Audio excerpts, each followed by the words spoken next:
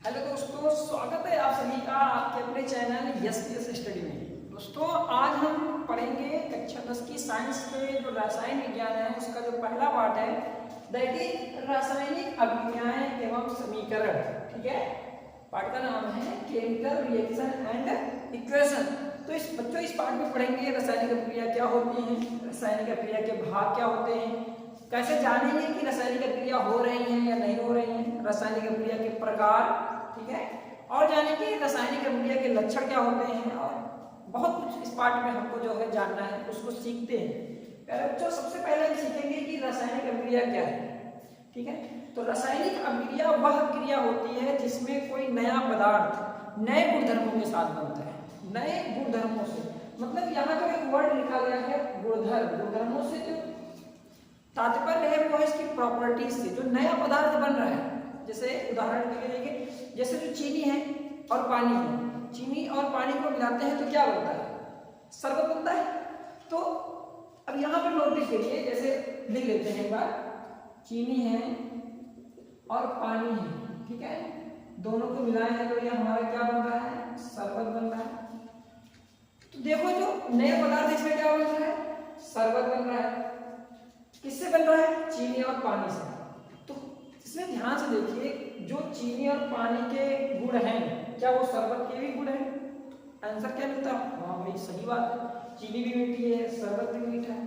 तो इसका मतलब क्या होगा, इसमें नया पदार्थ जो बन रहा है उसके गुणधर्म नए नहीं है, इसका मतलब ये रासायनिक अभिक्रिया नहीं है। रासायनिक अभिक्रिया जैसे अगर हम बात करें मैग्नीशियम का कोई हम तार लेते हैं, क्या लेते हैं, मैग्नीशियम का कोई तार लेते हैं। ठीक है, जैसे मैग्नीशियम लिए, हमने क्या ले लिया, मैग्नीशियम, ठीक है, और इसको हमने ऑक्सीजन की उपस्थिति में जलाया।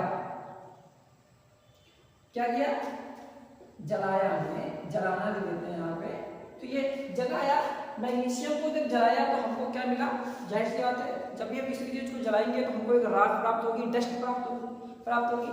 तो उसको नाम जो हमको प्राप्त होगा वो प्राप्त होता है मैग्नीशियम ऑक्साइड। क्या प्राप्त होता है, मैग्नीशियम ऑक्साइड। ठीक है, तो यहाँ पर जो नया पदार्थ बन रहा है दैट इज मैग्नीशियम ऑक्साइड, किससे मिलकर बन रहा है, मैग्नीशियम और ऑक्सीजन से। ठीक है, तो ये दोनों के गुणधर्म जो प्रॉपर्टीज है वो अलग है, मैग्नीशियम की प्रॉपर्टीज अलग है, मैग्नीशियम ऑक्साइड की प्रॉपर्टीज अलग है। तो यहाँ पर जो नया पदार्थ बन रहा है वो क्या है, ये रासायनिक अभिक्रिया है। आपको एक सिंपल सा उदाहरण बताते हैं जिससे आपको सब कुछ समझ आ जाएगा। जैसे जो आम होता है, क्या होता है, आम होता है। आम किससे जो है आम कब बनता है, तो आम का जब छोटा होता है जिसको हम क्या बोलते हैं, अमिया बोलते हैं। क्या बोलते हैं, अमिया बोलते हैं। तो अमिया क्या होती है, खट्टी होती है। क्या होती है, खट्टी होती है। तो उसके अंदर जैसे जैसे वो ग्रो करती है, ठीक है, जैसे जैसे वो क्या करती है, ग्रो करती है, तो उसमें रासायनिक अभिक्रियाएं होती है, रासायनिक परिवर्तन होता है और उसका जो टेस्ट है वो क्या हो जाता है, मीठा हो जाता है। क्या हो जाता है, मीठा।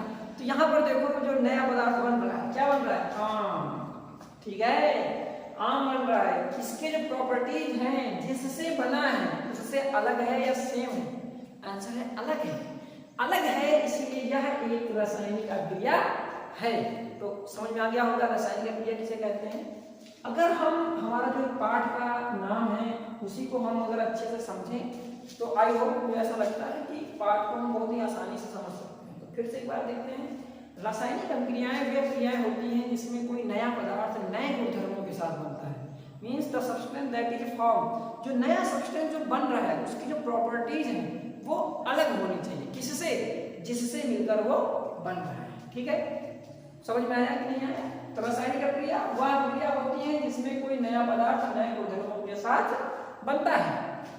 उदाहरण के लिए हमने जैसे बताया कि मैग्नीशियम है, उसको ऑक्सीजन की उपस्थिति में जलाया तो क्या बना, मैग्नीशियम ऑक्साइड। तो ये भी एक रासायनिक अभिक्रिया। हाँ, लेकिन आपको एक बढ़िया सी सिंपल सी बात बता देते हैं, जो मैग्नीशियम का तार होता है, क्या होता है, मैग्नीशियम का जो तार होता है लेबोरेटरी में बेसिकली होता है स्कूलों में, इसके ऊपर जब भी हम इसको जलाते हैं मैग्नीशियम के तार को, उसको जलाने से पहले हम साइन पेपर से उसको अच्छे से क्लीन करते हैं। किस लिए क्लीन किया जाता है, क्योंकि मैग्नीशियम एक रिएक्टिव मेटल है, रिएक्टिव माने बहुत ही सक्रिय धातु है और ये वातावरण में उपस्थित जो ऑक्सीजन है उससे रिएक्शन करता है, उससे अभिक्रिया कर लेता है और अपने ऊपर मीन्स जो मैग्नीशियम का तार है उसके ऊपर एक ऑक्साइड की परत चढ़ जाती है, ठीक है, जिसे उस परत को क्या बोलते हैं, मैग्नीशियम ऑक्साइड। ठीक है, तो जब हम जलाएंगे तो मैग्नीशियम ऑक्साइड नहीं जलेगा, इसलिए मैग्नीशियम के तार को जलाने से पहले उसको सैंड पेपर से अच्छे से क्लीन कर लिया जाता है, ताकि इसके ऊपर जो ऑक्साइड की परत चढ़ गई है वो हट जाए। खैर आप परेशान ना हो, ये तो जो परत चढ़ रही है, ऑक्साइड बन रहा है, इसके बारे में इसी पार्ट के अंत में हम बहुत अच्छे से पढ़ेंगे। ठीक है, तो बस आपको बहुत ही मजा आने वाला है, बस सीखते रहें। तो अब देखिए यहाँ पे हमने जो लिखा है बेसिकली ये क्या बन चुका है, मैग्नीशियम प्लस ऑक्सीजन। अगर इसको हमने जलाया तो ये क्या बन रहा है, मैग्नीशियम ऑक्साइड बन रहा है। अब लेकिन हम लोग जब देखते हैं कि भाई रासायनिक समीकरण लिखा होता है, रासायनिक समीकरण क्या होता है भाई, एक नया टर्म हमको क्या मिला, रासायनिक समीकरण। क्या मिला, रासायनिक समीकरण मिला। रासायनिक समीकरण क्या होता है भाई, तो रासायनिक समीकरण क्या होता है, अगर देखो ये जो रासायनिक अभिक्रिया को हमने इस प्रकार लिख रखा है, इसमें जिन चीजों ने भाग लिया और जो चीजें बनी, जैसे मैग्नीशियम ने भाग लिया, ऑक्सीजन ने भाग लिया। भाग लिया का मतलब भाग नहीं लिया भाई कि भाग लिया, भाग गए। भाग लेने का मतलब है पार्टिसिपेट किया, मिले वो दोनों। ठीक है, तो मैग्नीशियम और ऑक्सीजन जब मिले तो एक नया पदार्थ क्या बनता है, मैग्नीशियम ऑक्साइड। अगर हम इनको संकेतों के रूप में लिखें, जैसे कि आपने जब तत्वों के नाम याद किए हैं, संकेत याद किया होगा, तो वहां पर सीखा है कि मैग्नीशियम को क्या बोलते हैं, Mg बोलते हैं। क्या बोलते हैं, Mg। जब भी हम किसी एलिमेंट का संकेत लिखेंगे, सिंबल लिखेंगे, तो उसका जो फर्स्ट लेटर है उसको कैपिटल लिखेंगे और जो सेकेंड लेटर है उसको स्मॉल से लिखेंगे। इसलिए आपने लिखा है Mg प्लस ऑक्सीजन को क्या लिखेंगे, O2। ऑक्सीजन को क्या लिखेंगे, O2 लिखेंगे। अब इसकी भी कहानी बड़ी दिलचस्प है।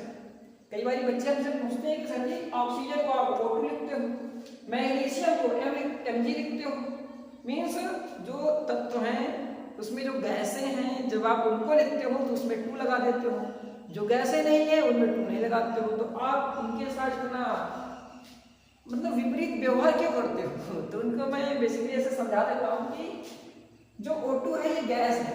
O2 क्या है प्यारे बच्चों, गैस है भाई।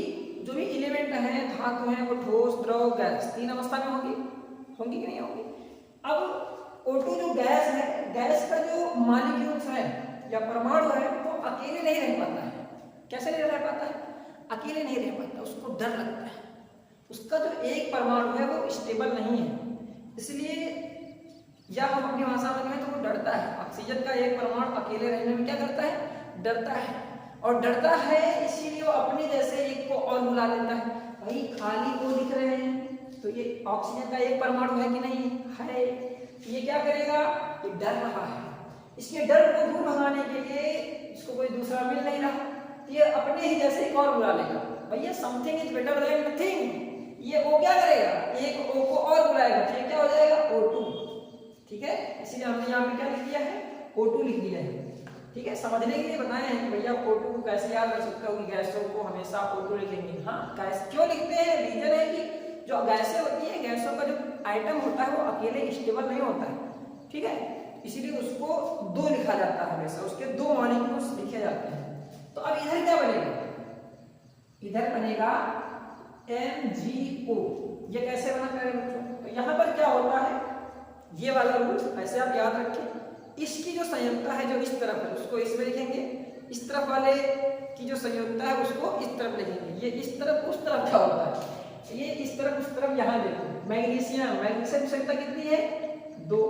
ऑक्सीजन की संयुक्ता कितनी है, -2। जो ऐसे वाली की बता है ना, इसका मतलब है कि इसकी संयुक्ता इसमें लिखना है, इसकी संयुक्ता इसमें लिखना है। तो यहाँ पर क्या हो जाएगा, लेकिन देखो 2 क्या हो रहा है, कट रहा है। प्लस माइनस से बेसिकली कोई मतलब नहीं है, प्लस माइनस हमको बताता है कि क्या कौन सा धातु है कौन सा अधातु है। ठीक है, प्लस का मतलब होता है कि ये धातु है, किसी चीज की संयुक्ता अगर प्लस में है तो वो धातु है, किसी चीज की वैलेंसी संयुक्ता अगर माइनस में है तो वो अधातु होती है। ठीक है बच्चों, तो 2 और 2 कट गया है, तो यहाँ पर बेसिकली हमको क्या मिल गया, MgO। फिर बच्चे यहाँ पूछ लेते हैं भैया सर जी अब की बार यहाँ पर केवल आपने O लिखा, O2 नहीं लिखा, फिर ये ऐसा क्यों कर लो, तो फिर भाई ऐसे याद करिए, यहाँ पे बताया O अकेले था, उसको डर लग रहा था, इसलिए अपने जैसे एक और को बुलाता है। लेकिन यहाँ पर भाई डरने की कोई बात नहीं है। क्यों नहीं है? क्योंकि ओ के साथ यहाँ पर कौन आ गया है? Mg, है ना। जब ओ के साथ Mg है तो ओ को कोई डर नहीं लग रहा, वो अपने साथ O2 नहीं लेकर चलेगा, ठीक है। तो इसमें क्या होगा, अब जो इस तरह हमने लिख दिया Mg प्लस O2 और तीर बना के लिख दिया MgO, इसको हमने क्या किया, जलाया है, ठीक है। तो ये जो अब बना ये है रासायनिक समीकरण। ये क्या है? रासायनिक समीकरण। कोई हमसे पूछता है बच्चों रासायनिक समीकरण क्या होता है, तो रासायनिक अभिक्रिया में भाग लेने वाले तत्वों, ठीक है, या यौगिकों को, रासायनिक अभिक्रिया में भाग लेने वाले तत्वों या यौगिकों को उनके संकेतों के रूप में लिखना रासायनिक समीकरण कहलाता है, ठीक है। आई होप बहुत ही अच्छे से आपने समझा कि भाई हमने ऊपर लिखा रासायनिक अभिक्रिया, क्या लिखा, मैग्नीशियम को जब ऑक्सीजन की उपस्थिति में जलाया तो क्या बना, मैग्नीशियम ऑक्साइड बना।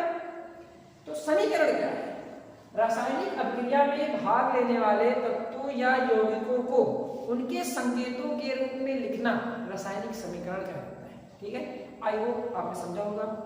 तो ये जो इस फॉर्म में लिख दिए हैं Mg प्लस O2 तीर बना दिया है, MgO लिख दिया है, तो ये है रासायनिक समीकरण, ठीक है। अब जो अगला टॉपिक है वो होता है भाग। रासायनिक अभिक्रिया हो या फिर रासायनिक समीकरण हो, इन दोनों के दो भाग होते हैं।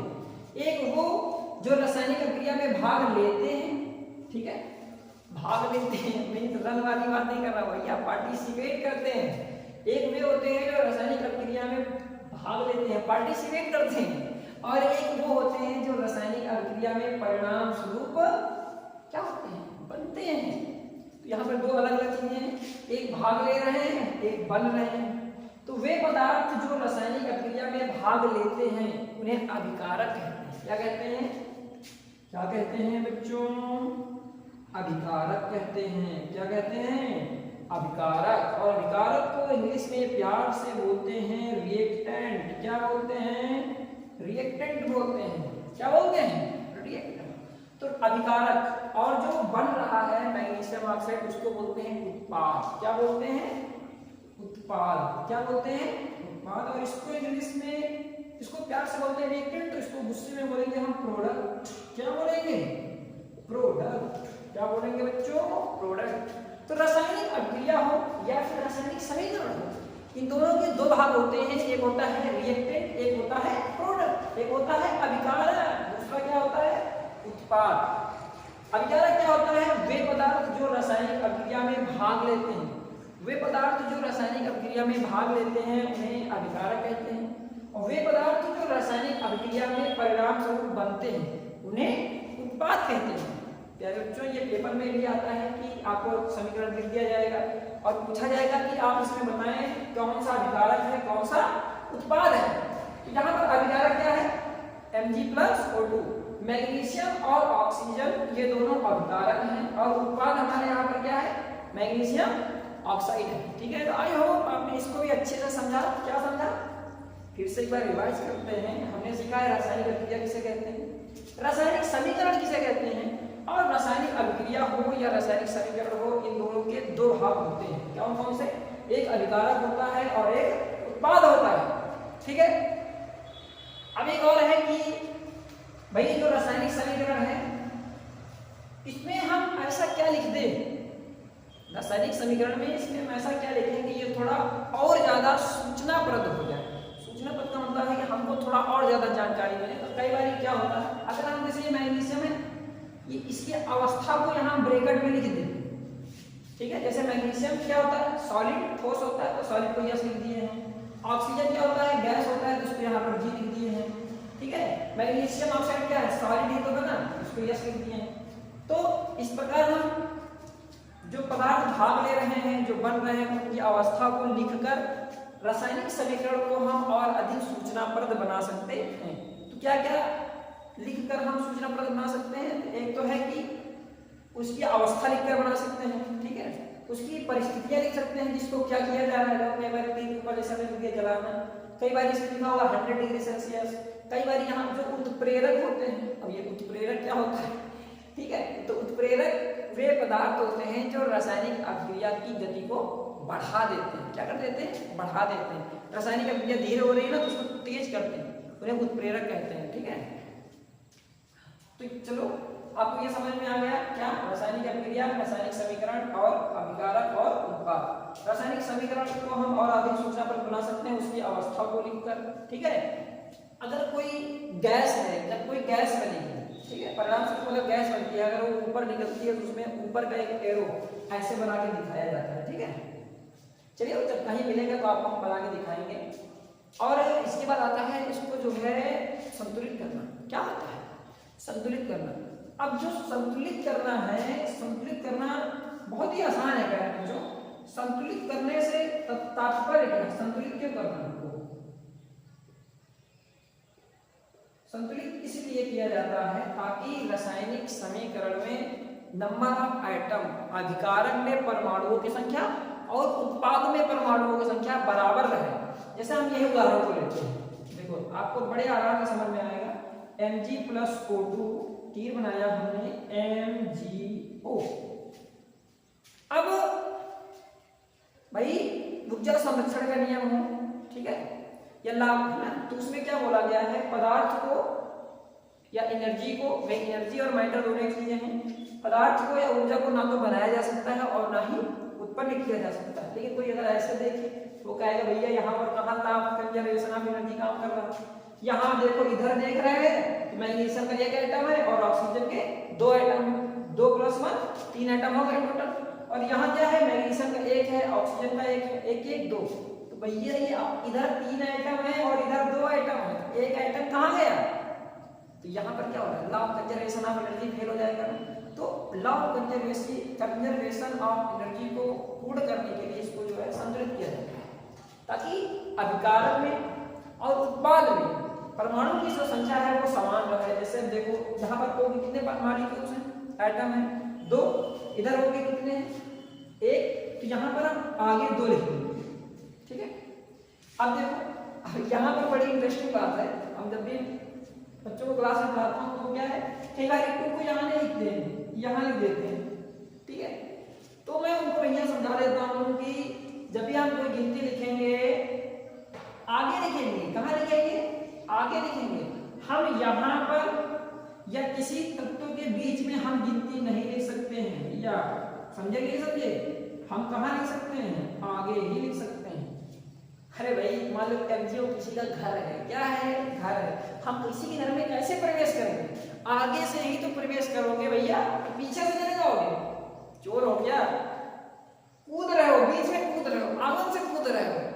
चोरी नहीं करना है, आप ईमानदारी के साथ पढ़ाई कर रहे हैं ना, सीख रहे हैं। आगे ही गिनती को हमेशा आगे लिखना है, पीछे ओके, पीछे या बीच में हम किसी गिनती को ऐड नहीं कर सकते हैं जब भी हम संतुलित करते हैं। ठीक है, देखो हमने जैसे यहाँ पे 2 लिखा तो 2 से क्या होगा? Mg में मल्टीप्लाई होगा, O में मल्टीप्लाई होगा। अब मैग्नीशियम के कितने आइटम हो गए? 2। कितने हो गए? 2। भाई अब इधर मैग्नीशियम कितना है? 1। मैग्नीशियम 1 है, उसको 2 बनाने के लिए यहाँ पे क्या लिख दें? 2 कर दिया। किससे? आपने नहीं किया भैया, मैंने किया। पीछे लिख दिया, पीछे नहीं लिखना है, कहाँ लिखना है? आगे। देखो मैग्नीशियम इधर 2, इधर मैग्नीशियम कितना हो गए? 2। इधर ऑक्सीजन कितना है? 2, और इधर ऑक्सीजन कितना है? 2। कहाँ कहाँ सब 2? इसमें तो मैग्नीशियम 2 है, ऑक्सीजन 2 नहीं। अरे भाई है, 2 से मल्टीप्लाई हो रहा है मैग्नीशियम में भी और ऑक्सीजन में। अच्छा ये बात, हाँ यही बात है। तो देखो अब यहाँ पर क्या हो रहा है? 2 मैग्नीशियम के 2 ऑक्सीजन के 2 + 2 4, और 2 मैग्नीशियम के 2 ऑक्सीजन के 2 + 2 4। 4 इधर है, 4 उधर है। अब law of conservation of energy जो है फॉलो हो रहा है, नहीं हो रहा है? हो रहा है, इसीलिए संतुलित किया जाता है।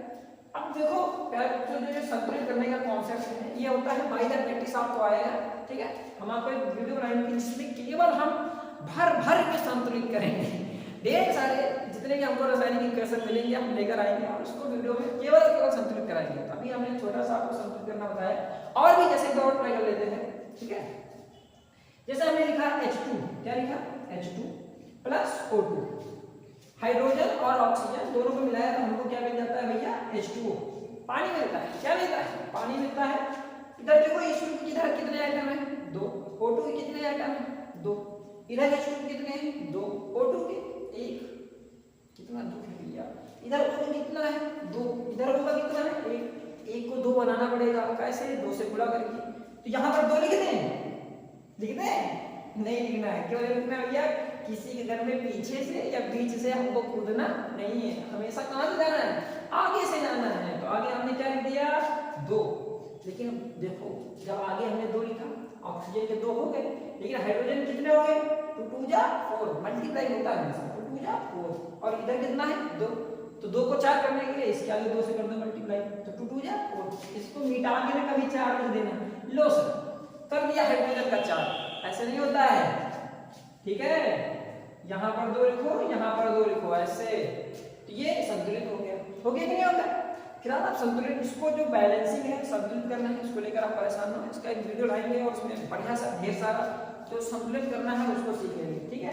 तो हमने क्या सीखा, फिर से एक बार रिवाइज करते हैं। रासायनिक अभिक्रिया किसे कहते हैं, वह अभिक्रिया जिसमें कोई नया पदार्थ नए गुणधर्मों के साथ बनता है उसे रासायनिक अभिक्रिया कहते हैं, ठीक है। दूसरा है रासायनिक अभिक्रिया में भाग लेने वाले तत्वों या यौगिकों को उनके संकेतों के रूप में लिखना रासायनिक समीकरण कहलाता है। अब रासायनिक अभिक्रिया हो या फिर रासायनिक समीकरण हो, दोनों के 2 भाग होते हैं, एक अभिकारक होता है, दूसरा उत्पाद होता है। अभिकारक क्या होता है, वे पदार्थ जो रासायनिक अभिक्रिया में भाग लेते हैं उन्हें अभिकारक कहते हैं, वे पदार्थ जो रासायनिक अभिक्रिया में परिणाम स्वरूप बनते हैं उसे उत्पाद कहते हैं, ठीक है। उसके बाद हमने सीखा संतुलित करना। संतुलित करने का मतलब है अभिकारक और उत्पाद में, अभिकारक और उत्पाद में परमाणुओं की संख्या को बराबर करना, इसलिए हमको क्या किया जाता है, हम क्या करते हैं संतुलित करते हैं, ठीक है, ठीक है। पहले बच्चों इसको नोट करो, फिर उसको हम मिटाते हैं। अगला टॉपिक है रासायनिक अभिक्रिया के प्रकार। जो रासायनिक अभिक्रिया हो रही है वो कितने प्रकार की होती है, तो रासायनिक अभिक्रियाएं 5 प्रकार की होती है। पहले बच्चों योगात्मक अभिक्रिया, वियोजन अभिक्रिया, विस्थापन अभिक्रिया, द्विविस्थापन अभिक्रिया, उपचयन तथा अपचयन, ठीक है। या फिर आप इन दोनों को मिलाकर बोल सकते हो रेडॉक्स रिएक्शन। अगर इसको हम इंग्लिश में जाने, ये योगात्मक अभिक्रिया एडिशन रिएक्शन, वियोजन अभिक्रिया डीकंपोजिशन रिएक्शन, विस्थापन अभिक्रिया डिस्प्लेसमेंट रिएक्शन, और जो द्विविस्थापन है इसको बोलते हैं डबल डिस्प्लेसमेंट रिएक्शन, और जो उपचयन तथा अपचयन है इसको बोलते हैं ऑक्सीडेशन एंड रिडक्शन, ठीक है। और जब दोनों साथ साथ हो तो उसको बोलेंगे रेडॉक्स। आगे सीखेंगे, आप देखते रहिए। तो जो पहला देखेंगे योगात्मक अभिक्रिया, क्या देखेंगे योगात्मक अभिक्रिया, तो वह रासायनिक अभिक्रिया जिसमें 2 या 2 से अधिक पदार्थ मिलकर एक नए पदार्थ का निर्माण करते हैं उसे योगात्मक अभिक्रिया कहते हैं। योगात्मक नाम में क्या लिखा है, योग, योग में होता है जुड़ना, 2 चीजें जुड़े और एक नई चीज बने तो उसको बोलेंगे योगात्मक अभिक्रिया। तो परिभाषा आई थिंक लिखने की जरूरत नहीं है, आप ऐसे ही समझो। वह रासायनिक अभिक्रिया जिसमें 2 या 2 से अधिक पदार्थ जुड़कर एक नए पदार्थ का निर्माण करते हैं उसे योगात्मक अभिक्रिया कहते हैं। उदाहरण के लिए हम आपको बता सकते हैं, जैसे H2 है, ऑक्सीजन O2 है, और ये दोनों जब मिलते हैं तो क्या बनता है H2O, क्या बनता है H2। तो ये जो उदाहरण है this is the example of addition reaction, ठीक है। तो यहाँ पर 2 चीजें देखो मिल रही हैं, हाइड्रोजन और ऑक्सीजन, और एक नई चीज बन रही है दैट इज वाटर। और भी उदाहरण जैसे हमने लिखा, क्या लिखा सोडियम, और क्या लिख दिया क्लोरीन, तो ये हमारा क्या बन गया NaCl। यहाँ पर भी 2 चीजें हैं और एक नई चीज मिलकर नई चीज बनी। इस तरह की जो अभिक्रिया होती है बच्चों उसको बोलते हैं योगात्मक अभिक्रिया। क्या बोलते हैं योगात्मक अभिक्रिया। मीन्स वह रासायनिक अभिक्रिया जिसमें 2 पदार्थ मिलकर एक पदार्थ का निर्माण करते हैं, एक नए पदार्थ का निर्माण करते हैं, उसे योगात्मक अभिक्रिया कहते हैं, ठीक है।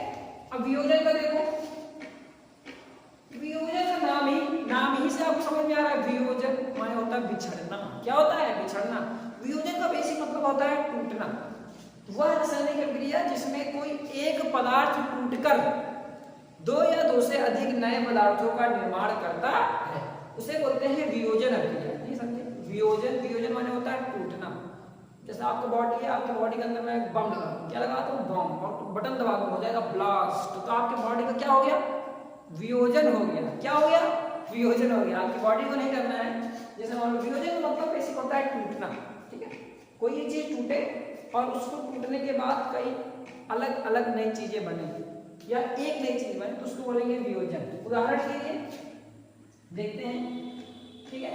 अब एक चीज और जानो, वियोजन अभिक्रिया, जो वियोजन है वो कितने प्रकार से हो सकता है? तो वियोजन अभिक्रिया 3 प्रकार से हो सकती है। कितने प्रकार से हो सकती है? 3 प्रकार से। एक होगा प्रकाशीय वियोजन, ठीक है, दूसरा होगा विद्युत वियोजन, तीसरा होगा उष्मीय वियोजन। क्या होगा? उष्मीय वियोजन। कोई मतलब नहीं है। प्रकाशीय वियोजन से मतलब है कि प्रकाश के द्वारा किसी यौगिक को अगर प्रकाश दिया जाए उसकी वजह से वो टूट जाए तो उसको बोलेंगे प्रकाशीय वियोजन। किसी को बिजली दी जाए और टूट जाए तो विद्युत वियोजन। किसी को ऊष्मा दी जाए मतलब एक्स्ट्रा हीट किसी प्रकार से दी जाए तो उसको उष्मीय वियोजन। अब इसका एक उदाहरण लेते हैं। जैसे मान लिया हमने इसका ले लिया प्रकाशीय वियोजन को उदाहरण लेते हैं सिल्वर क्लोराइड। क्या लेते हैं? Silver chloride. तो AgCl, AgCl को जब हम खुले प्रकाश में रख देते हैं तो होता क्या है, इसका Ag अलग हो जाता है और Cl अलग हो जाता है। ध्यान देना, Cl एक गैस है, यहाँ पर हम Cl2 लिखेंगे, ठीक है, तीर बना देते हैं क्योंकि ये गैस है तो अपना ऊपर इंजॉय करेगी आगे आसमान में, ठीक है। AgCl प्रकाश में रखते हैं तो इसमें जो है टूटकर 2 नई चीजें बना दिया। देखो यहाँ पे वियोजन हो रहा है। एक यौगिक है, एक यौगिक टूटकर 2 नए यौगिकों का, 2 नए यौगिक हैं बोलो या तत्व बोलो कुछ भी बोलो, उसका निर्माण कर रहा है, ठीक है। विद्युत का वियोजन देखें, जैसे विद्युत वाला पानी है, पानी के अंदर हमने करंट डाल दिया, इलेक्ट्रिसिटी को गुजार दिया। अब क्या होता है, इलेक्ट्रिसिटी को जब डाले तो उसके कैथोड और एनोड पर जो है अलग अलग प्रकार से हाइड्रोजन और ऑक्सीजन अलग हो जाता है। यहाँ पर भी क्या हो रहा है, एक यौगिक है टूटकर 2 या 2 से 2 चीजों में बट रहा है, जितनी चीजों से मिलकर बना है उतनी चीजों में इधर टूट रहा है, लेकिन किसकी मदद से टूट रहा है? करंट से, इसलिए इसको बोलते हैं विद्युत वियोजन। ओके। उष्मीय वियोजन क्या है भैया? उष्मीय वियोजन का मतलब है सूर्य के प्रकाश के अलावा किसी अन्य प्रकार से हीट दी जाए। जैसे उदाहरण के लिए हमने देख लिया कैल्शियम कार्बोनेट CaCO3, इसको हमने हीट किया, हीट के निशान डेल्टा बना दिया, ये क्या बनेगा? क्या बनेगा भाई? CaO, कैल्शियम ऑक्साइड बन जाएगा, और क्या बन जाएगा? CO2। क्या बन जाएगा? CO2, ठीक है। ये हो गया हमारा उष्मीय वियोजन, ठीक है। तो तीसरा है, अब इसका जो तीसरा प्रकार पढ़ते हैं दैट इज विस्थापन। क्या पढ़ते हैं? विस्थापन का मतलब क्या होता है? हटाना। अब देखो प्यारे बच्चों, हम विस्थापन और द्विविस्थापन ये दोनों क्रियाओं को समझें उससे पहले हमको सक्रियता श्रेणी आनी चाहिए। क्या आनी चाहिए? सक्रियता श्रेणी आनी चाहिए। इसको हम थोड़ा सा इधर साइड में जगह देते हैं, सक्रियता श्रेणी, ठीक है। सक्रियता श्रेणी क्या है? तो सक्रियता श्रेणी तत्वों की वह श्रेणी है जिसमें तत्वों को उनकी सक्रियता के आधार पर घटते क्रम में रखा जाता है। मीन्स जो एलिमेंट, जो तत्व ज्यादा सक्रिय है उसको सक्रियता श्रेणी में सबसे ऊपर रखेंगे और जो तत्व कम सक्रिय है उसको सक्रियता श्रेणी में नीचे रखेंगे। इसको आप याद है कि नहीं याद है आपको? इसको लिखते हैं इस प्रकार से। अब नीचे जगह नहीं है तो ऊपर लिख देते हैं, ठीक है।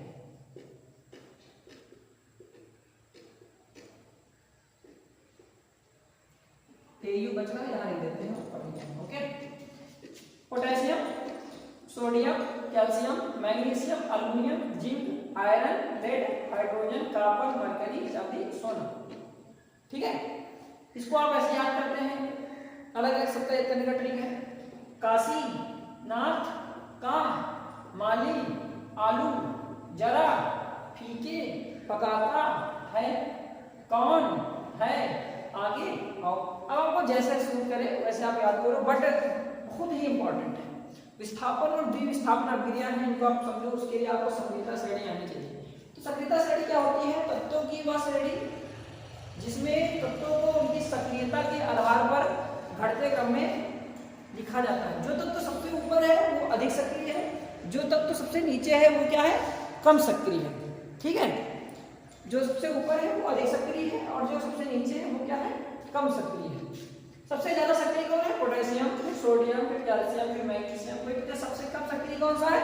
इधर देखो सोना और चांदी। लिख लीजिए। देखो कोई अगर आपसे पूछे ना भैया जो आभूषण होते हैं, आभूषण जो लोग पहनते हैं वो सोने और चांदी के ही क्यों बनाए जाते हैं? तो उसका एक आंसर ये भी है कि सोने और चांदी के आभूषण इसलिए बनाए जाते हैं क्योंकि वो बहुत ही कम सक्रिय हैं, समझे?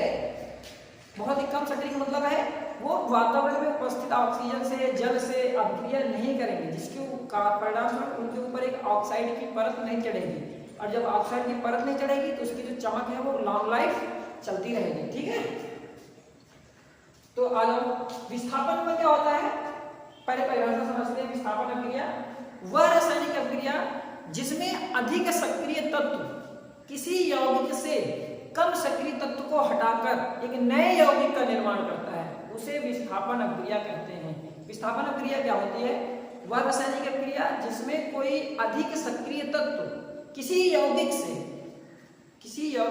कम सक्रिय तत्व को विस्थापित करके एक नए यौगिक का निर्माण करता है, उसे विस्थापन अभिक्रिया कहते हैं। उदाहरण के लिए जैसे हमने लिख दिया, क्या लिख दिया, जैसे लिखा हमने सोडियम, क्या लिख दिया, सोडियम प्लस, इधर लिख दिया हमने मैग्नीशियम क्लोराइड, क्या लिख दिया, मैग्नीशियम क्लोराइड MgCl2। अब देखो सोडियम ज्यादा पावरफुल है कि मैग्नीशियम ज्यादा पावरफुल है, आ जाओ यहां देखो, सोडियम ऊपर है कि मैग्नीशियम, सोडियम ऊपर है, ठीक है, मतलब सोडियम क्या है, ज्यादा सक्रिय है, और मैग्नीशियम क्या है, कम सक्रिय है।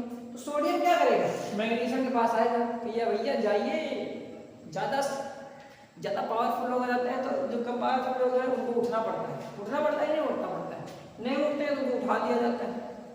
ठीक है, तो सोडियम मैग्नीशियम, सोडियम आया मैग्नीशियम के पास, कहा भैया हम ज्यादा सक्रिय हैं, तुम जाओ अपना घर। तो मैग्नीशियम कम सक्रिय है, बेचारा डर जाएगा कि नहीं डर जाएगा, जाहिर सी बात है, अधिक सक्रिय है, कम सक्रिय है तो डरना। तो सोडियम आ जाएगा इसके घर, तो मैग्नीशियम को भगा देगा, बेचारा मैग्नीशियम अकेले बैठ के पीछे रोएगा कि मुझको भगा दिया गया। और जो सोडियम है वो क्लोरीन के साथ मस्त एंजॉय कर रहा है। ठीक है, यानी Cl क्या बोला, देखो हमने परिभाषा में क्या बोला, वह रासायनिक अभिक्रिया जिसमें कोई एक अधिक सक्रिय तत्व सोडियम किसी यौगिक से, मतलब मैग्नीशियम क्लोराइड से कम सक्रिय तत्व को, मतलब मैग्नीशियम को विस्थापित करके एक नए यौगिक, मतलब सोडियम क्लोराइड का निर्माण करता है, उसे विस्थापन अभिक्रिया कहते हैं। इस तरह और ऐसे सब दो विस्थापन समझा रहे हैं, क्या समझे, दो विस्थापन, द्विविस्थापन अभिक्रिया। तो द्विविस्थापन अभिक्रिया में क्या होता है बच्चों, विस्थापन में क्या हो रहा था, जो अधिक सक्रिय था वो कम सक्रिय को हटा दे रहा था, हटा दे रहा था, नहीं हटा दे रहा। लेकिन जो द्विविस्थापन अभिक्रिया होती है, इसमें क्या होता है, दो लोग जो होते हैं वो आपस में समझौता करते हैं, वो कुछ नहीं करते, सिर्फ और सिर्फ अपनी जगह बदलते हैं। कहते हैं भैया हम आपकी जगह आ रहे हैं, ठीक है, और तुम हमारी जगह, ठीक है, इतना होता है। एक उदाहरण लेते हैं, उससे आपको ज्यादा उदाहरण क्लियर हो जाए। जैसे इसी के लेते हैं, जैसे हमने लिखा यहाँ पर, अभी के बाद लिख दिया सोडियम क्लोराइड, क्या लिख दिया, NaCl। दूसरा लिख दिया हमने मैग्नीशियम नाइट्रेट MgNO3 का होल ट्वाइस, ठीक है, तीर बनाया।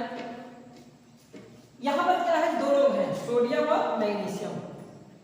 तो ये क्या करते हैं, जो दोनों आयन हैं ये एक दूसरे की जगह ले लेंगे, सोडियम मैग्नीशियम की जगह आ जाएगा, मैग्नीशियम सोडियम की जगह चला जाएगा, और दो नए अलग अलग यौगिक बनेंगे। देखो जब सोडियम इसके पास आएगा, नाइट्रेट के पास सीधा बन जाएगा NaNO3, सोडियम नाइट्रेट, और मैग्नीशियम जब क्लोरीन के पास जाएगा तो क्या बना देगा, MgCl2। समझ रहे हैं, बेसिकली इसमें क्या हो रहा है, अदला बदली करनी, कह रहे हैं भैया कुछ दिन के लिए तुम लोग हम लोग अपना घर आपस में क्या कर लेते हैं, चेंज कर लेते हैं। ठीक है, तो सोडियम क्लोराइड मैग्नीशियम नाइट्रेट के बीच अब ये कहा है कि दो नई चीजें बन रही है, सोडियम नाइट्रेट और मैग्नीशियम क्लोराइड। तो वह रासायनिक अभिक्रिया जिसमें दो यौगिकों के आयन, वह रासायनिक अभिक्रिया जिसमें दो यौगिकों के आयन आपस में एक दूसरे को विस्थापित करके दो नए यौगिकों का निर्माण करते हैं, उसे द्विविस्थापन अभिक्रिया कहते हैं। ठीक है, आई होप आपको ये समझ में आया। बच्चों लास्ट वाला देखते हैं, क्या है, उच्चयन और अपचयन। इसको इंग्लिश में बोलते हैं ऑक्सीडेशन, क्या बोलते हैं, ऑक्सीडेशन। और इसको इंग्लिश में क्या बोलते हैं बच्चों, रिडक्शन, क्या बोलते हैं, रिडक्शन। तो परिभाषा पहले देखो, ऑक्सीडेशन का मतलब है ऑक्सीजन का जुड़ना। ऑक्सीडेशन का मतलब क्या है बच्चों, ऑक्सीजन का जुड़ना। और रिडक्शन का मतलब होता है हाइड्रोजन का जुड़ना। ठीक है, तो अभिक्रिया जिसमें किसी तत्व से ऑक्सीजन जुड़ता है उसे ऑक्सीडेशन कहते हैं, मींस उपचयन कहते हैं। और वह रासायनिक अभिक्रिया जिसमें किसी तत्व में हाइड्रोजन जुड़ता है उसे रिडक्शन कहते हैं या फिर अपचयन कहते हैं। इसकी और भी परिभाषा है, जैसे इसको दूसरी भाषा में बोल सकते हो ऑक्सीजन का जुड़ना। अगर हाइड्रोजन के रिस्पेक्ट में बोले तो आप इसको बोल सकते हो हाइड्रोजन का हटना भी बोल सकते हो, हाइड्रोजन का हटना। अगर इसको हम ऑक्सीजन के रिस्पेक्ट में बोले तो ऑक्सीजन का हटना। कंफ्यूजन ना करो, तो ये चीज याद रखो, ऑक्सीडेशन का मतलब होता है ऑक्सीजन का जुड़ना, रिडक्शन का मतलब होता है हाइड्रोजन का जुड़ना। ठीक है, समझे नहीं समझे? जैसे ऑक्सीडेशन का उदाहरण लिया है, सोडियम है यानी इसमें O2 से रिएक्शन कराया तो क्या बन रहा है, Na2O बना नहीं बना। इसमें क्या हो रहा है, सोडियम से ऑक्सीजन जुड़ रही है नहीं जुड़ रही? हाँ भैया जुड़ रही है, जुड़ रही है, ये ऑक्सीडेशन है, उपचयन है। वह रासायनिक अभिक्रिया जिसमें किसी तत्व से ऑक्सीजन जुड़ता है उसे उपचयन कहते हैं या फिर ऑक्सीडेशन कहते हैं। और रिडक्शन का उदाहरण देखिए, जैसे हमने क्या बना दिया, जैसे N2 है, नाइट्रोजन है, उसको हाइड्रोजन से रिएक्शन करा दिया, क्या बन गया NH3, अमोनिया गैस बन गया। यहाँ पर क्या हो गया, ये रिडक्शन है। वह रासायनिक अभिक्रिया जिसमें किसी तत्व से हाइड्रोजन जुड़ता है उसे रिडक्शन कहते हैं। लेकिन कई बार क्या होता है कार्य बच्चों, जो ऑक्सीडेशन है और जो रिडक्शन है ये दोनों एक साथ होते हैं तो वो एक अलग प्रकार की अभिक्रिया बन जाती है, उसको बोलते हैं हम रिडॉक्स रिएक्शन। क्या बोलते हैं, रिडॉक्स रिएक्शन। तो रिडॉक्स रिएक्शन को समझने के लिए हमको थोड़ा सा मिटाना पड़ेगा। ठीक है बच्चों, इसको एक बार मिटा लेते हैं, थोड़ा उदाहरण ये तो है। ठीक है, तो हम रिडॉक्स रिएक्शन को मिटा रहे हैं, सॉरी जो उदाहरण लिखे उनको मिटा रहे हैं ताकि हम रिडॉक्स अभिक्रिया को समझ सकें। ठीक है, तो रिडॉक्स रिएक्शन क्या होता है, देखो इसमें पहले हम रिडॉक्स रिएक्शन का अगर हम नाम लिखें, क्या लिखें, नाम, तो नाम इसका स्पेलिंग होता है रिडॉक्स, ऐसे रिडॉक्स रिएक्शन। रिडॉक्स शब्द दो शब्दों से मिलकर बना है, एक है रेड, दूसरा है ऑक्स। रेड मींस लाल, ऑक्स मींस घोड़ा, ऑक्स में घोड़ा होता है, ऑक्स मींस बैल भाई। ये क्या हो गया, रेड ऑक्स, क्या हो गया, रेड ऑक्स। तो रेड का मतलब हुआ रिडक्शन, रेड का मतलब क्या हुआ, रिडक्शन। ऑक्स का मतलब क्या हुआ, ऑक्सीडेशन, ऑक्सीडेशन। ठीक है, तो हम लोग क्या बोल रहे हैं, रेडॉक्स, लाल ऑक्स, ऑक्सीज क्या होता है, क्या होता है, बैल, ऑक्स मींस बैल। तो रिडक्शन और ऑक्सीडेशन वह रासायनिक अभिक्रिया जिसमें ऑक्सीडेशन तथा रिडक्शन दोनों साथ साथ होते हैं उसे रिडॉक्स अभिक्रिया कहते हैं। वह रासायनिक अभिक्रिया जिसमें ऑक्सीडेशन तथा रिडक्शन साथ साथ होते हैं उसे क्या कहते हैं, उसे रिडॉक्स अभिक्रिया कहते हैं। ठीक है, उदाहरण के लिए जैसे हमने लिखा कॉपर ऑक्साइड CuO, क्या लिखा, CuO कॉपर ऑक्साइड, और इसको हमने करा दिया ऑक्सीजन से, हाइड्रोजन से, किससे करा दिया, हाइड्रोजन से। तो क्या होता है, देखो कॉपर और हाइड्रोजन, हाइड्रोजन कॉपर से ज्यादा सक्रिय है, देख लो यहाँ पे, ये है हाइड्रोजन, ये है कॉपर। हाइड्रोजन से कॉपर क्या है, ज्यादा सक्रिय है, तो जाहिर सी बात है हाइड्रोजन कॉपर को हटा देगा तो क्या बन जाएगा, H2O plus Cu, H2O plus Cu। ठीक है, देखो यहाँ पर क्या हो रहा है, यहाँ हाइड्रोजन के साथ क्या जुड़ रहा है, ऑक्सीजन, और ऑक्सीजन का जुड़ना क्या कहलाता है, ऑक्सीडेशन। हिंदी में बोले तो उपचयन। क्या हो रहा है, उपचयन। तो ऊपर क्या हो रहा है, उपचयन, नीचे क्या हो रहा है, देखो CuO, CuO से Cu बन रहा है, मतलब ऑक्सीजन, देखो यहाँ ऑक्सीजन है, यहाँ पे ऑक्सीजन हट रही है, और ऑक्सीजन का हटना क्या कहलाता है, रिडक्शन। तो यहाँ पे क्या हो रहा है बच्चों, रिडक्शन हो रहा है। ठीक है, या फिर अपचयन हो रहा है। तो ये देखो, ये जो रासायनिक समीकरण हमने लिखा इसमें ऑक्सीडेशन और रिडक्शन साथ साथ हो रहा है, इसलिए इसको हम बोलेंगे रेडॉक्स रिएक्शन। क्या बोलेंगे, रेडॉक्स रिएक्शन बोलेंगे। ठीक है बच्चों, तो आई होप आपको ये भी समझ में आया कि रासायनिक अभिक्रिया कितने प्रकार होते हैं। रासायनिक अभिक्रिया 5 प्रकार की होती हैं, योगात्मक अभिक्रिया, वियोजन अभिक्रिया, विस्थापन अभिक्रिया, द्विस्थापन अभिक्रिया। ठीक है, और होता है उपचयन तथा अपचयन। ठीक है बच्चों, सुनो करो। ठीक है, ऑक्सीडेशन के प्रभाव, तो ऑक्सीडेशन के जो 2 प्रभाव हैं उसके बारे में हमको इस पाठ में पढ़ना था। एक तो है संक्षारण, दूसरा है विकृत दंतता। ठीक है, अब जैसे जब भी बात संक्षारण की आती है तो संक्षारण क्या है? संक्षारण जैसे उदाहरण के लिए देखते हैं, जैसे लोहा है, लोहे को हम देखते हैं एक खुले वातावरण में, पानी में या नमी में, ठीक है, या फिर ऐसे खुले में रख देते हैं तो उसके ऊपर एक रेडिश ब्राउन कलर की एक परत चढ़ जाती है, इसके लाल रंग की एक परत चढ़ जाती है, जिसको हम अपनी भाषा में बोलते हैं जंग लगना। तो क्या हो क्या रहा है आपकी, जंग क्यों लग रही है? तो उसी प्रक्रिया को बोलते हैं संक्षारण। तो संक्षारण क्या है बच्चों? धातु की सतह का, जितने भी धातु हैं, धातु की सतह का, ठीक है, धातु की सतह का वायु, नमी तथा रसायन के प्रभाव से उनकी सतह का क्षरण होना संक्षारण कहलाता है। एक बार फिर से बोलते हैं संक्षारण क्या है? तो संक्षारण है बच्चों धातु की सतह का वायु, नमी तथा किसी रसायन के प्रभाव से उसकी सतह का क्षरण होना संक्षारण कहलाता है। उदाहरण अगर इसका हम देखें, एक उदाहरण के लिए लोहे में जंग लगना, देखो सबका नाम अलग अलग है बच्चों। जैसे लोहे का जब संक्षारण होता है उसको बोलते हैं जंग लगना, ठीक है। तो इसी तरह हर चीज का अलग अलग है, सब में जंग लगना हम सबके लिए नहीं बोलेंगे, ठीक है। जैसे एल्युमिनियम का बोलते हैं, एल्युमिनियम का जब संक्षारण होता है तो उसको एनोडिंग बोला जाता है। क्या बोलते हैं? एनोडिंग। अब उसको नहीं बोलते एल्युमिनियम में जंग लगना। हाँ भैया, एल्युमिनियम का संक्षारण क्या कहलाता है? एनोडिंग कहलाता है, एनोडिंग। तो इसी तरह लोहे का संक्षारण क्या कहलाता है? लोहे में जंग लगना, रस्टिंग इसको बोलते हैं इंग्लिश में। अब इसका अगर हम उदाहरण रासायनिक समीकरण लिखें तो ये होता है 4Fe + 3O2 + 2XH2O, ये बना हमारा Fe2O3 × X2, ठीक है। संतुलित कर लेते हैं, यहाँ 2 लगाना। तो देखो ये लोहा है, ये क्या है?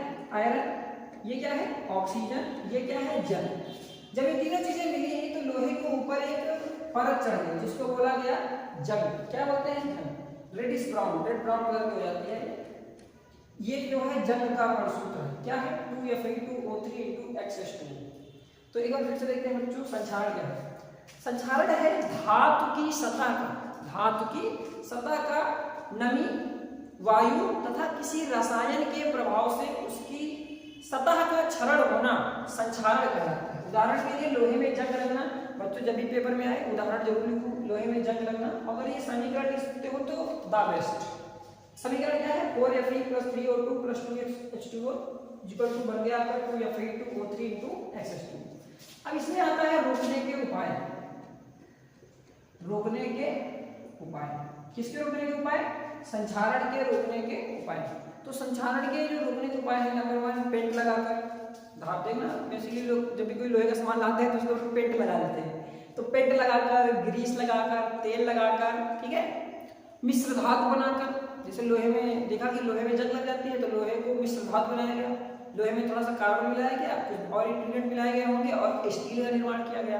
तो स्टील में देखो जंग नहीं लगती, तो मिश्र धातु बनाकर, ठीक है। और उसके ऊपर जिंक की परत भी चढ़ाई जाती है, धातु के ऊपर जिंक की परत चढ़ाकर भी उसके संक्षारण को रोक लेते हैं। और इस प्रक्रिया को यशद लेपन कहते हैं। क्या बोलते हैं? कई बार बच्चों के पेपर में आता है यशद लेपन क्या है, इस पर टिप्पणी लिखो। यशद लेपन क्या है? लोहे के ऊपर जिंक की परत का चढ़ाना यशद लेपन कहलाता है, ठीक है। पहले ध्यान दो, पहले जो बल्टी आती थी उनके ऊपर जिंक की परत चढ़ी होती थी, वो यशद लेपन किया जाता था, इसलिए ताकि संक्षारण से बचाया जाए। तो संक्षारण से रोकने के उपाय क्या है? ग्रीस लगाकर, पेंट लगाकर, तेल लगाकर, मिश्र धातु बनाकर या फिर यशद लेपन करके। और इसका जो लास्ट टॉपिक पढ़ते हैं बच्चों, दैट इज विकृत गंधिता। विकृत गंधिता क्या है? ऑक्सीडेशन जो हो रहा है बच्चों, जब धातुओं को हो सकता है तो खाने वाले पदार्थों का हो सकता है।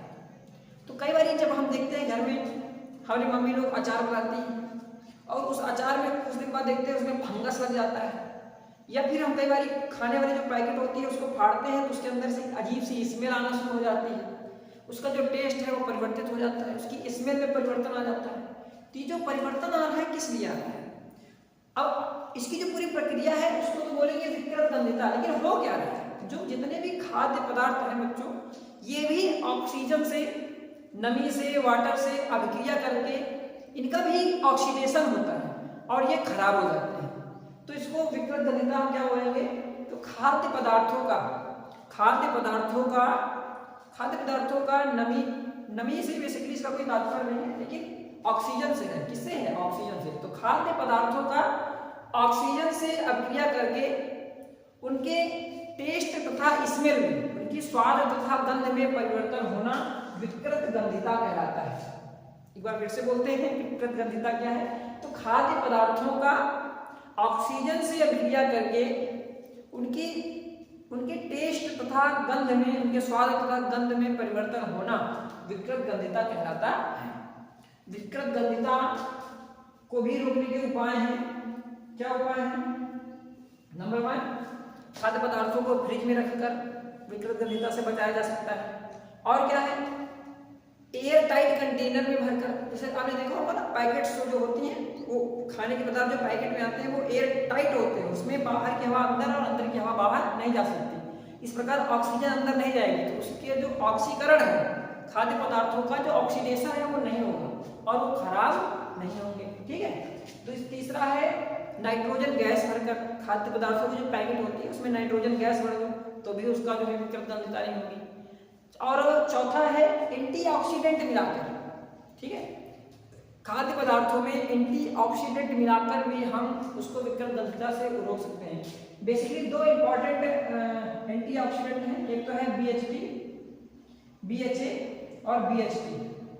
इसका फुल फॉर्म होता है ब्यूटिलेटेड हाइड्रोक्सी एनिसॉल, इसका होता है ब्यूटिलेटेड हाइड्रोक्सी टॉलुइन। ये 2 एंटीऑक्सीडेंट हैं जिनको मिलाने से खाद्य पदार्थों में विकृत गंधिता नहीं होती। विकृत गंधिता को रोकने के उपाय, इसको इंग्लिश में रैंसिडिटी बोलते हैं और इसको बोलते हैं कोरोजन। तो नंबर 1 इसका बता रहे हैं विकृत गंधिता को एयर टाइट कंटेनर में रखकर, नाइट्रोजन गैस भरकर, एंटीऑक्सीडेंट मिलाकर, फ्रिज में रखकर, सूर्य के प्रकाश में बचाकर हम खाद्य पदार्थों को खराब होने से बचा सकते हैं। ठीक है, ठीक है बच्चों, तो ये जो हमारा जो पहला लेसन था वो समाप्त हो गया है और आशा करता हूँ आपको ये लेसन समझ में आ गया है। अगर आपको कुछ भी डाउट लगता है, आपको कोई प्रॉब्लम है, तो आप नीचे वीडियो में कमेंट करके हमको बताएं कि सर हमको ये चीज़ नहीं समझ में आई है, इसको आप दोबारा से एक्सप्लेन करो, तो हम उसके लिए एक नया वीडियो फिर से अपलोड करेंगे और आपको बेहतर से बेहतर समझाने का प्रयास